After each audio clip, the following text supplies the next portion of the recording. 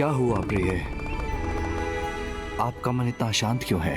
जब एक माँ का पुत्र शांत एकांत में बैठा हो तो उसका मन कैसे अशांत नहीं होगा स्वामी? किंतु ये दंड तो आप ही ने उसको दिया है। हाँ, दंड मैंने ही दिया है जिससे वो एकांत में बैठकर अपनी भूल को समझ सके। किंतु स्वामी, वो है तो बालक ही ना। बालक अपनी भूल कहाँ समझ पाते हैं, ना ही उन पर विचार कर पाते हैं। यही तो बालपन है। और वो बालक आश्रम में आने के बाद एक पल के लिए भी वो अकेले नहीं रहे, और अब वो अकेले रहने पर विवश है। मैं चाहती हूँ जो सबकी कल्पना है वो साकार हो। अभी तो उसे जगत का पालनहार बनना है स्वामी। इसमें चिंता कैसी? जगत को जिसकी प्रतीक्षा थी वो पालनहार है वो, किंतु हमारी तो संतान है। बालपन, नटखट होना, ये तो बालकों का स्वभाव ही है।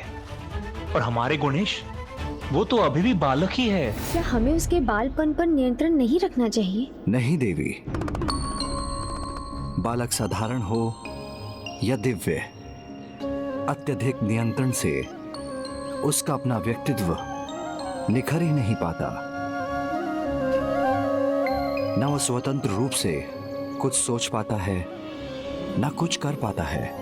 ऐसा बालक कभी भी सफलता का भागीदार नहीं बनता।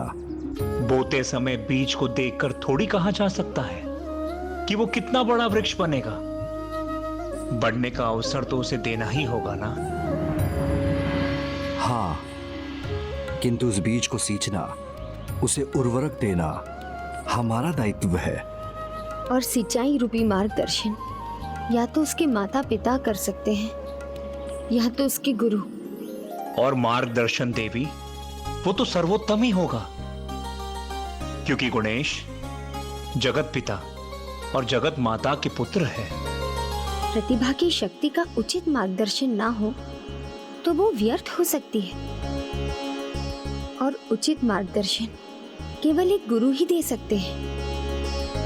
और महर्षि गौतम, उनसे अधिक उत्तम गुरु हमारे गुणेश के लिए और कौन हो सकता है? मैं अभी जाती हूँ और गुणेश के लिए उसकी शिक्षा आरंभ करने की बात करती हूँ।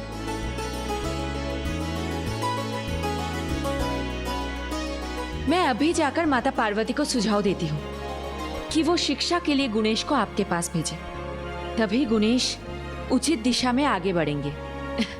मैं आती हूँ स्वामी। मैं आपको कैसे समझाऊं देवी? गुणेश गुणों के ईश है। मुझे अपने गुरु के रूप में पाकर वो नहीं, मैं उन्हें शिष्य के रूप में पाकर धन्य हो जाऊं। गुणेश को लेकर दोनों माताओं को चिंता थी। गुणेश के मयूरेश्वर बनने की जगत को प्रतीक्षा थी, किंतु गुणेश को भी किसी की प्रतीक्षा थी। किसकी? अपने महान भक्त मुद्गल की। भक्त और भगवान के मिलन का समय अब निकट था, इसीलिए श्री गुणेश को भी इसका आभास होने लगा था।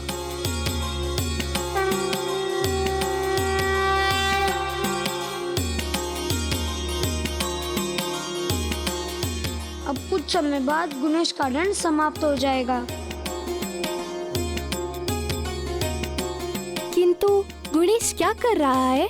क्या ढूंढ रहा है?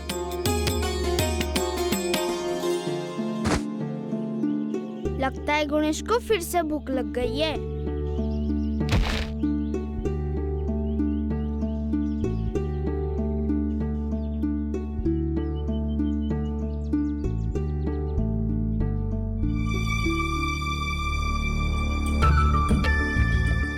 कुछ समझ नहीं आ रहा है, क्या है गुणेश के मन में? वो क्या कर रहा है?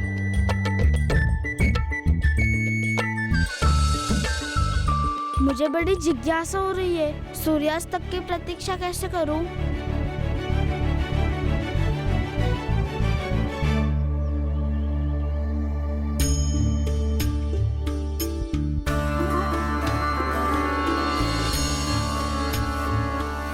चलो मित्रों। हाँ। कठिन होता है ना चुपचाप अकेले बैठे रहना। हमारे साथ खेलने का मन भी करता होगा ना। और बात करने का भी। तुम क्या कर रहे हो गुणेश? ये क्या बनाया गुणेश? हाँ गुणेश, ये क्या है?